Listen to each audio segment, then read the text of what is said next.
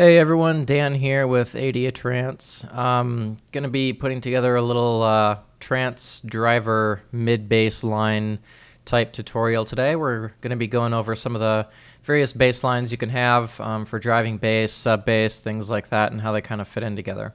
So first of all, I'm just going to give you an idea of what I've constructed here as a sound.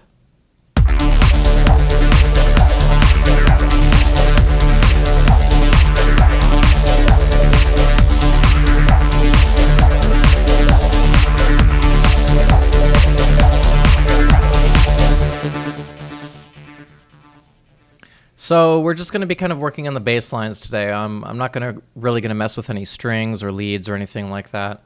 First of all, I'm just going to go through and solo each of the individual instruments, and then we'll kind of talk about what makes them up. So the percussion and the bass drum are pretty simple. They're nothing special.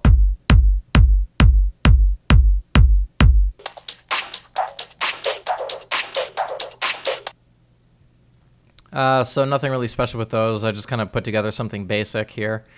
I've got a gate bass line, a mid bass line, and a sub bass line. The gate bass line essentially sounds like this.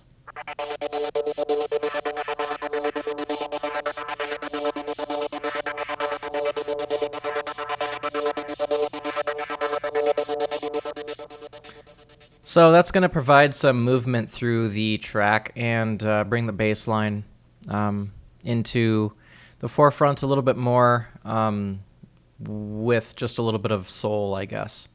The actual mid bass line is also relatively simple.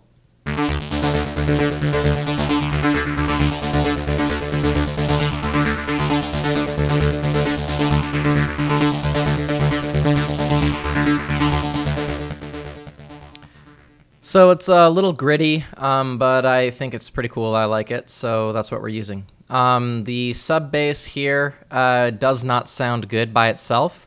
It only sounds good in the mix.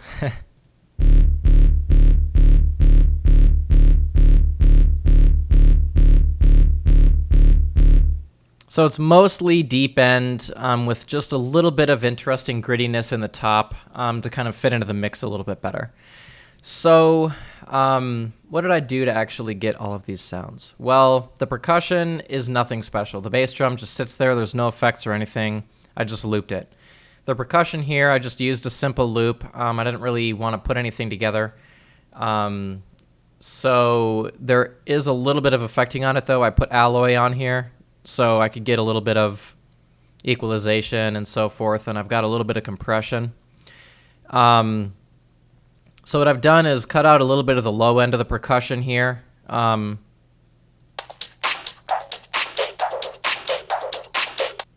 highlighted the clap just a little bit, kind of the bottom end of the clap, and then this particular loop was really crisp, so I eased out the high end a little bit. I also used the compressor to kind of soften it up a touch, and additionally I used this de-esser here. That also smoothed it out. It was just really sharp. So the de-esser actually helped with that a little bit. As far as this gate synth, I used FM8 for all of these synths. The principles here will pretty much apply for anything, Sylenth, Massive, whatever you use. I just rock FM8. So the gate synth here, let me play it here so you can get a reminder of what it sounds like.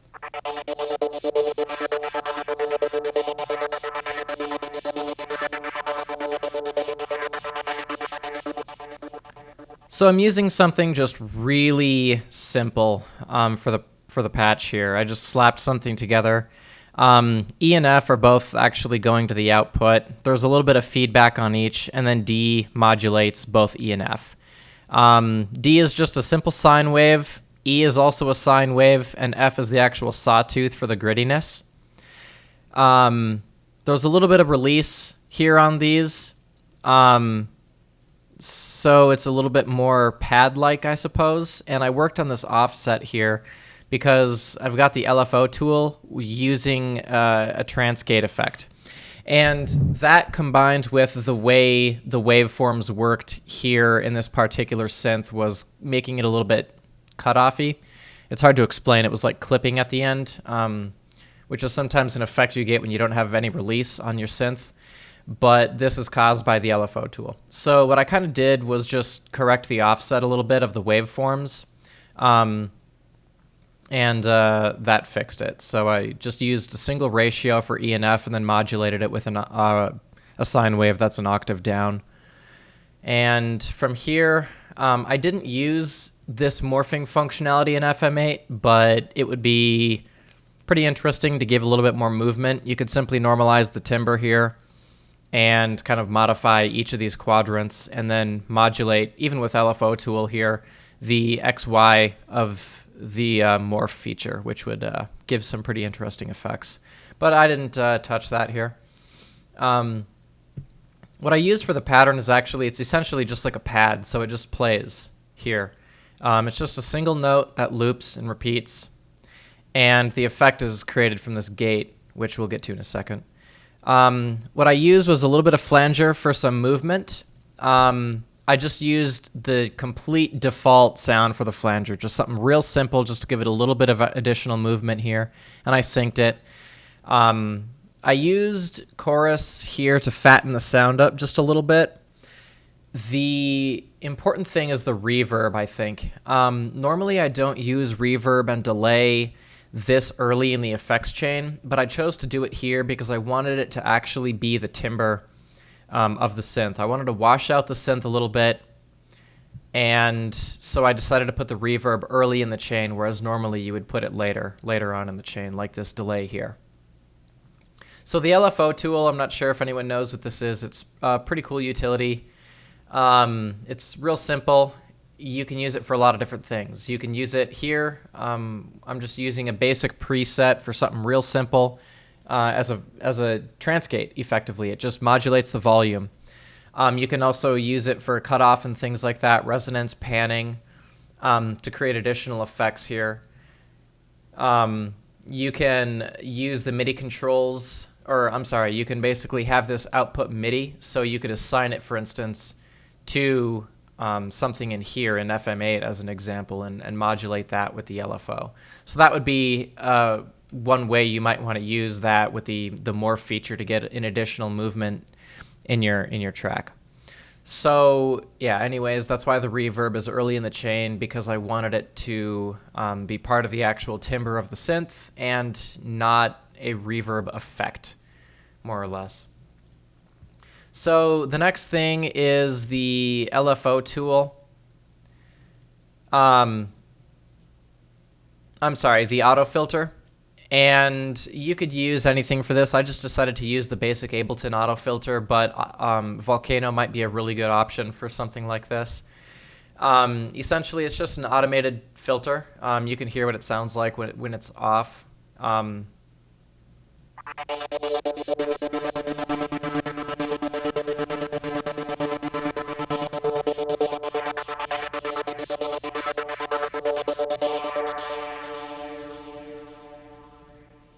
So the idea here is that it just sweeps with a band pass across the frequency range, because we don't want that background trance gate filter sound that we've got to be too much in the forefront. We kind of want it to be subtle. We want it to give it movement to the track. That's what this is for. It's not for being like a forefront instrument. And then I've just got a very basic, simple delay on here. 50% wet, got a healthy amount of feedback. And it's just a 3/5 for that movement. I am also sending it here to this guy, which is more filtration. So it creates additional movement. You can hear when this is off as well. Just an added thing. I put some compression on it. It's not sidechained or anything. I just put compression to bring the levels of this up. So nothing special here.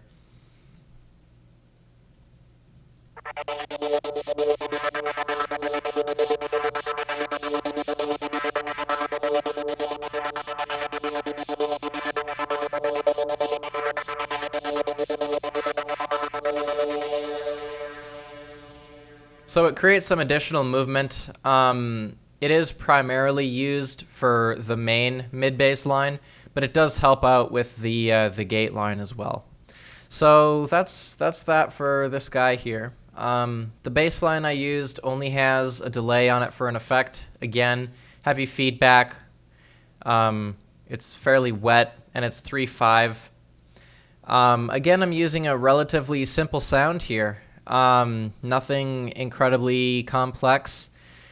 Just a sine wave and a sawtooth. The sine wave is actually feedbacking to itself here for modulation, and it also modulates our sawtooth, which in turn feeds the sine wave again. Essentially, this kind of a routing mechanism gives it a lot of gritty harmonics, which is why we're getting that real gritty sound. That almost sounds like it's overdrive or something.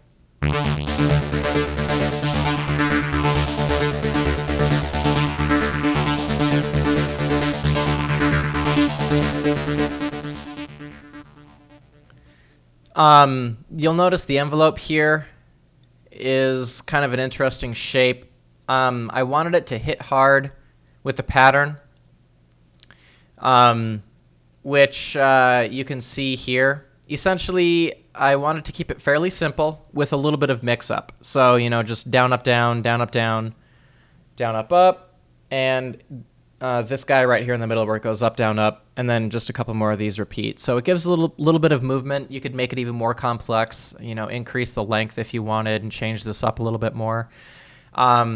Even towards the end, if you did like an 8-bar thing, you could create a little transition at the end where the bass line climbed up, or had another kind of an interesting effect where it just did 4 low and then 4 high, or something else to kind of give it a little bit of alteration, but this is just for the basic concept here. So essentially what this does is cut it down in volume before the full note is finished playing, because if it's on the entire time, if your decay stage is at maximum, sorry, my phone just went off, it might have messed up the recording a little bit. If it's on the whole time, this mid bass line will flood the sound stage. It fills it up way too much. Let me kind of give you an example, and you can hear what I'm actually talking about if we have this on all the time.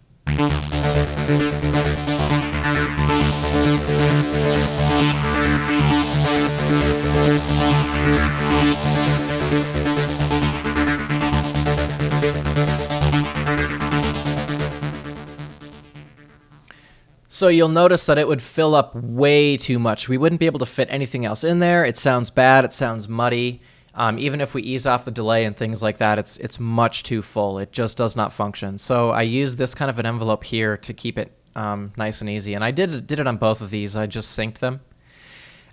So effectively the same here. I guess I didn't tempo sync this guy, but not too big of a deal.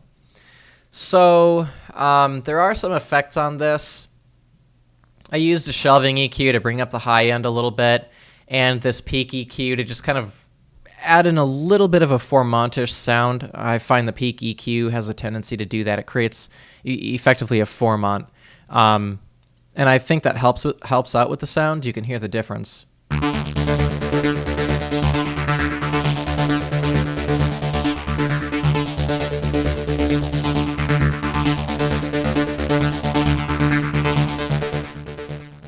So it's fairly subtle, but it does give that effect right in this frequency range here to kind of bring it out just a little bit more. Of course, I've got just a simple chorus here to fatten it up a little bit more, and no other effects on this. I try to keep the effects in the chain over here. If you get too many effects within the synth, and you try to do things like add a filter on top of it and bring the cutoff down or something like that, it won't sound good. You want the filter before things like delay and reverb and such, because it melds into the track better. So just kind of be thoughtful about how you're using your effects and your effects chains. So on top of that, what I did was go ahead and route this as well into this auto filter. You can hear how that gives this movement when I turn this off.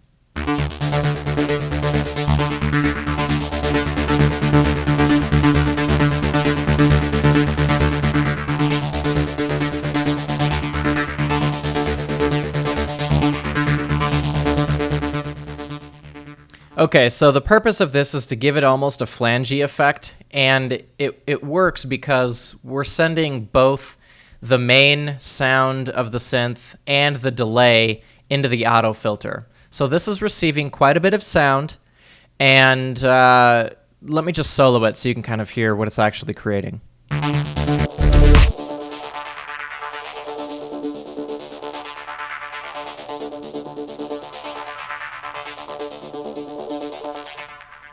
So that's a pretty hearty effect. It gives it a lot of movement, and it fills out this bass line nicely. Without it, it sounds relatively plain, and you just don't get the movement that you need to make for an interesting bass line. So moving on to the sub here, again, FM8. This guy, one of the key things to note here is that I'm using absolutely no detune, pan, analog, or digital affecting on this. I want it as monophonic as possible and monotimbral as possible, in a sense. So I've got a lot of voices, though, because I want it to hit hard, especially in the low end. So this does have a decently complex routing pattern compared to the other two, at least. I've got a little bit of attack here for the guys that are being fed right into the output, because we don't want to hit it in too hard. We want to slide it in just a little bit to give it a whoomp, kind of a thump sound. And I'm just using, sine waves here for the deep end. This is going to be an octave lower. This is up. This gives us our real deep sub bass. In fact, what I'll do here is solo this, and you can hear how deep this is.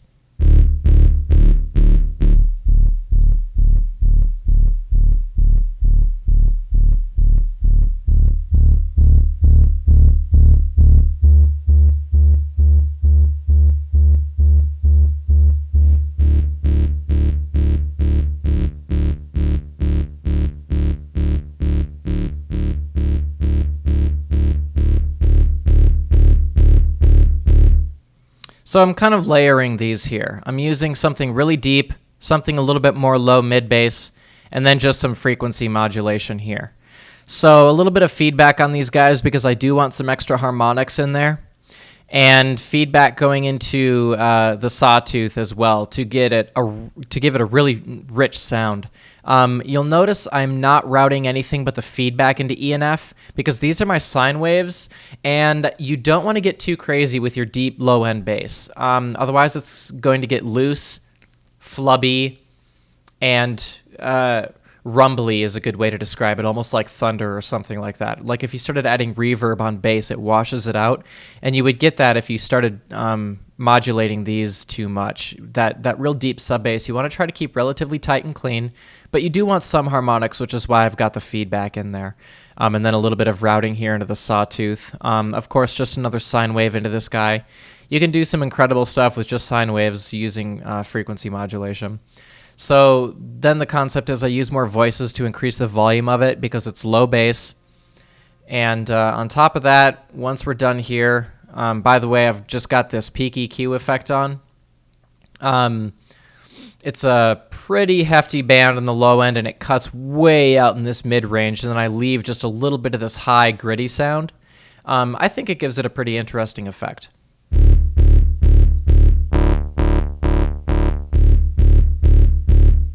See, that mid-range sound just does not sound very good. So I cut that out, and that is good because it leaves room for pretty much all of the rest of our bass, our pads and all of that. It's just really the bass that we want here on this guy. So no real affecting here on the bass, on sub bass and things like that. There's not a whole lot you end up doing there. I've got mono equalizer here.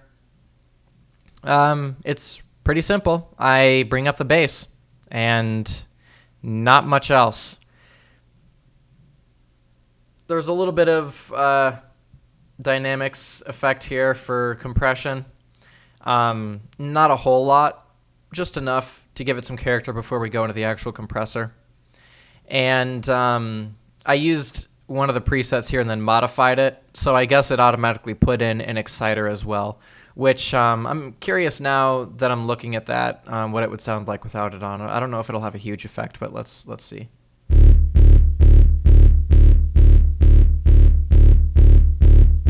Yeah, it does almost nothing, so it's basically irrelevant.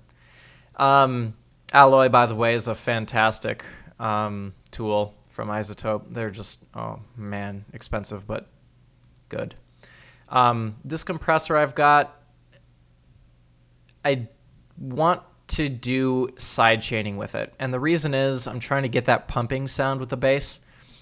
Without it, it runs a little bit too free.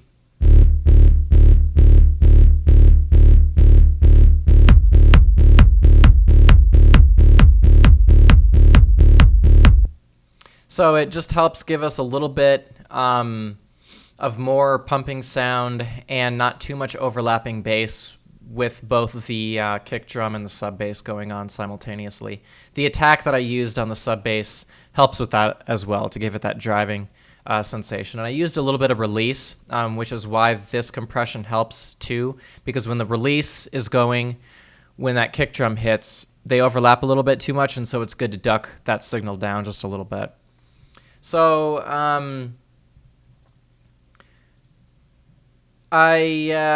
don't know. This is kind of the general process for making some bass lines and things like that. I went through general effects, some of the chains and things.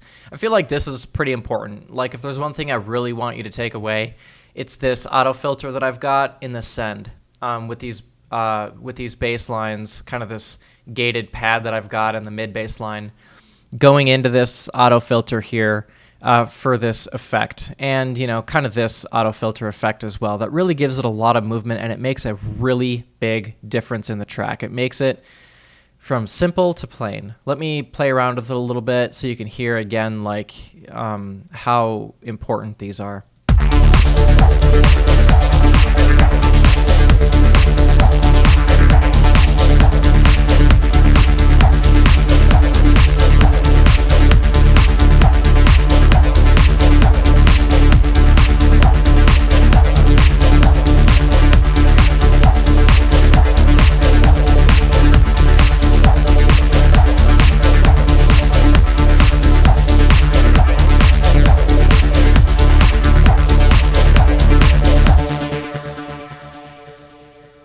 It really gives it that background character. You can hear it especially when it turns off and the delays are going, because it's just got this filtered phasey effect.